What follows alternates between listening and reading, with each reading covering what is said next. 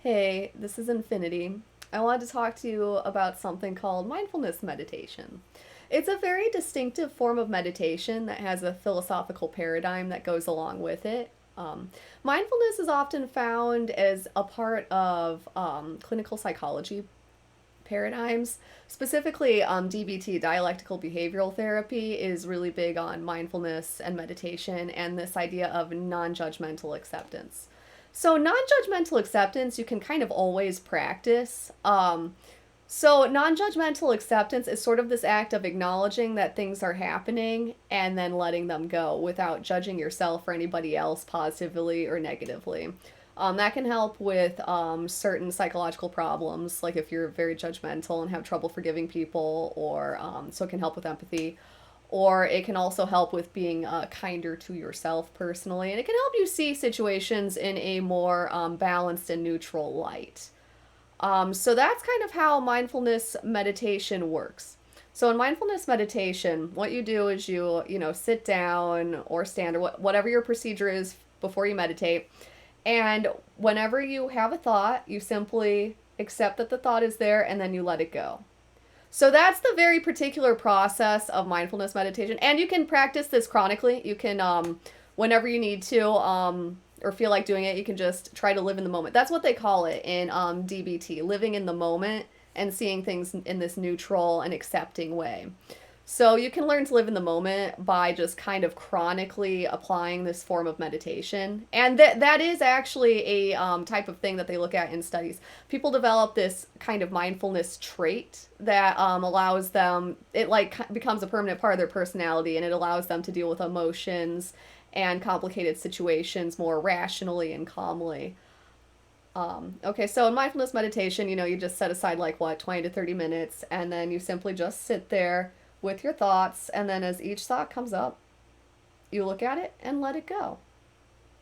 There is a similar type of meditation called non-thought meditation, and the difference between that and mindfulness meditation is you don't even acknowledge the thought. You simply just sit there until the thoughts kind of go away on their own, and they do eventually. This leads to some really interesting things that can actually be seen with using something called an fMRI. We have these things called default mode networks. It's kind of patterns of brain activity that are fairly predictable and keep going throughout the day. They kind of correspond to your daily anxieties, your daily thought process, and that sort of thing. So all the things we get worried about and stressed about and keep planning and replanning in the back of our head, that's part of that.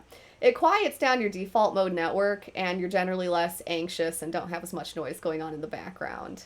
That's something they found in studies if you practice this chronically. I think for probably 2 or 3 months. I can't remember how long they were meditating. It was not for a long time, though, before they started having tangible benefits that could be observed in studies. All right, and that's pretty much the down low on mindfulness meditation. It's found a lot, this whole non judgmental acceptance thing is found in a lot of spiritual paradigms, such as Buddhism, although I don't really know much about Zen and Buddhism personally, but I hear it's a pretty good school of thought. There's one final meditation, though, loving kindness meditation. I completely forgot about that. So, this is a very different meditation from the other forms of meditation that I've talked about. This one specifically involves you going through a very it involves you interacting with your mind's eye. So basically, in this type of meditation, you begin imagining the different people that you know in your life. They could be people you know well. It could be some guy that you see on the street every day and you don't even know his name. Whatever. You imagine each person and then extend a sense of empathy to them. And you can compliment them, think about their strengths or weaknesses. But the thing you're supposed to really be doing is extending this sense of loving validation towards them, this empathy towards them, and being thankful that all of these different people are in your life. And that can help with empathy and things like that. A couple of others. What's another good type of meditation? God, I don't even know. Breathing meditation. Breathing meditation goes along with all of this. So breathing meditation is one of the most commonly taught forms of meditation. It's very simple to do. Some people do it a little bit differently than others. In breathing meditation, what you do is you pay attention to your breath. So in, out, And then you hold the breath. So breath work is slightly different from meditation, but it's kind of related. So in breath work, you hold your breath and then exhale your breath in certain prescribed times. I've seen all kinds of times. I don't really know that we have any sort of studies backing like an optimal amount of time, but so one I do is I'll inhale for 5 seconds, hold my breath in for 5 seconds, and then exhale for 5 seconds. That calms you down so you're not hyperventilating, and that also allows you to focus on your breathing to the exclusion of other thoughts. So that's like meditating and grounding. Another type of breathing meditation that people do is they'll visualize the air coming into their lungs, maybe as a specific color, like neon green. And then they visualize the air coming out of their lungs as a different color. It gets transformed, it turns red, and then as it goes out, it becomes blue.